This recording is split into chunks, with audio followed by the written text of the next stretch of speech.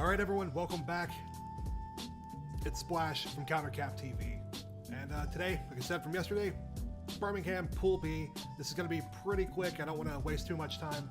So we're going to go ahead and jump right in.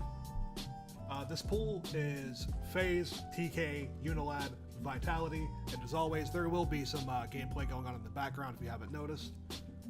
Just to keep you entertained while we're discussing this stuff. This is pretty much as straightforward as yesterday was. I don't think FaZe is going to lose this pool. I can see them, a map being taken off of them or a game being taken off. But ultimately, I think they're the best team in this pool. And it's not really that much of a point of contention. TK is good, but they haven't been that consistent. Unilad is middle of the road, and Vitality is not even coming close. So, yeah, I think that's really all we have to say about the general level of competition, but let's break it down a little more specifically. Starting with FaZe, they end stage 1 in control of the number 1 seed of Division B. They went 11-3, beating LG in their last game to secure that. All in all, they had a 35-15 map count total at stage 1, which is solid. I mean, that's hard to argue against. These guys are improving every day. Even since the start of this game, they've gotten several times better than what they began as, and it's fun to watch. I think they at Atlanta, I think they got 3-0'd by Rise in winners bracket, and then 3-1'd by Red in losers. So maybe there's something going on LAN. Maybe they're not comfortable quite yet, but I think they're going to get there, and I think this could be the event that it happens because these guys are fantastic. People undervalue what Replays brings to that team. True leader, one of the smartest guys we have in Call of Duty, and yeah, I think these guys are looking good. There's not much anyone can say about how they've been playing because they're one of the hottest teams right now. Next, it's hard to argue against Team Caliber in that second spot because as much as they have kind of slowed down since the beginning of the game, they are still a good team. They do have their struggles. But at stage 1, in their last 2 games, they 3-0'd Red Reserve. They lost to Echo Fox 2-3 right before that. Close games. And then at Atlanta, they beat Echo Fox, but lose to Red Reserve. So, yes, there's inconsistencies. Yes, they're doing some things wrong. But all in all, this is a solid team, and it would really surprise me if they didn't take one of those top 2 spots. Next, I think it's pretty cut and dry that Unilad is better than Vitality, and I think they're going to show it again on LAN, in this pool anyway. Last event, Unilad got 3-0'd by EG in losers bracket, and obviously that's not great, but it is what it is. These haven't been a great team all year long anyway. They had something like a 25-30 or 26-30 map count in stage 1 with an overall 6-7 record. So again, they're middle of the pack.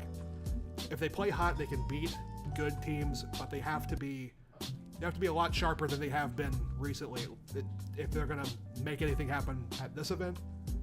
And for Vitality, I don't know, man. This I got to commend them for that they I have to commend them because they play hard in every game, every stage, every LAN, whatever it is. They're always there. They're always trying, but it's looking ugly for them. I have a lot of respect for Riskin, Xerox, Malls, Whalers. They're great dudes, and obviously you can see the spirit in them. They want to be successful in this game. But going 1-13 in stage 1 to an overall count of 10-40 in maps, that's not going to do it. Not this year anyway. Not when Rise is playing out of their mind. Not when LG is playing hot. FaZe is getting better. It's just not going to happen. Some thoughts that I did have about this pool, though, things that I will point out. FaZe is a great team, but they have shown the ability in this game to lose focus a little bit. They stumble every now and again. They get stunned by teams that they probably should be beating. And if they can fix that, if they can just compete as hard against the bad teams as they do against the better ones, then they'll be fine. I don't know if they're taking games off or if it's just a mentality thing that they're not approaching these games the right way. Whatever it is, I'd expect them to fix it. They're as good as it gets as a team in this game, and they figured out the play style nearly perfectly. They just have to execute it, not only in the pool, but in that winner's bracket round 1 and get some momentum going forward. If they do that, they've got a good shot at the entire event, if you ask me. But we'll talk about that on Friday. The next point is, I don't know what to think of TK right now. They've been good, they've been bad. They've been middle of the road. They've kind of shown us the ability to be everywhere all at once, and that's not necessarily a good thing.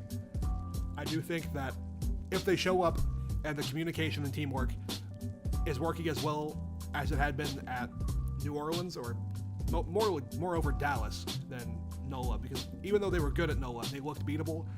At Dallas, I don't know what it was. They were just on top of it. There was no one even close to them, it looked like.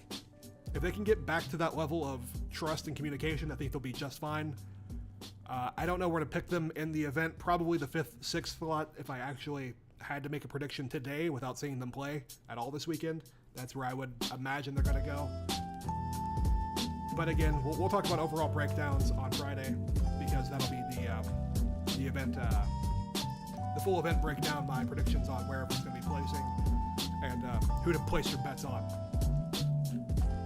Overall, I think this is going to be a fun pool. Some of these matches are destined to be really good. TK and FaZe is going to be a great matchup. Unilad and TK could be really good. I think that when you have Scraps, Shawnee, Weskins, and Moose, with a little bit of motivation, when they've got that pressure on their back, they look really good. They just don't have it all the time. They can't keep it together all the time. I don't know why that is. But if they can come in full force, them versus TK is going to be super interesting. Like I said, the other matches I'm not really too sure of.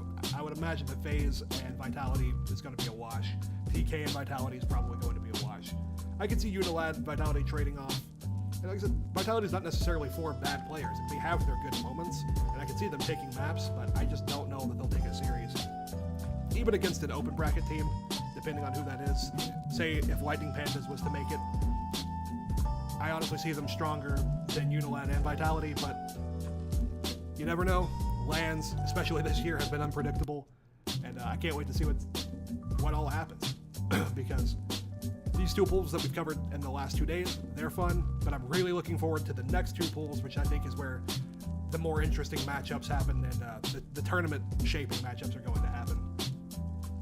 And I really can't wait to get into that, because those they're stacked, and it's going to be a great time to be watching some Call of Duty this weekend. But that's all I've got to say about it today, guys. Thank you for watching. As always, you can find me on Twitter at CounterCap, spelled exactly how it is here on YouTube, COUNTERCAP. And rotate back tomorrow for Pool C's breakdown, and the next day for Pool D. On Friday, I'll have the overall event breakdown and predictions and a Fortnite video. That's all for me this week. We'll be back on Monday after that, and it'll be recap this event and dive right into what this event means for Stage 1 playoffs. Peace.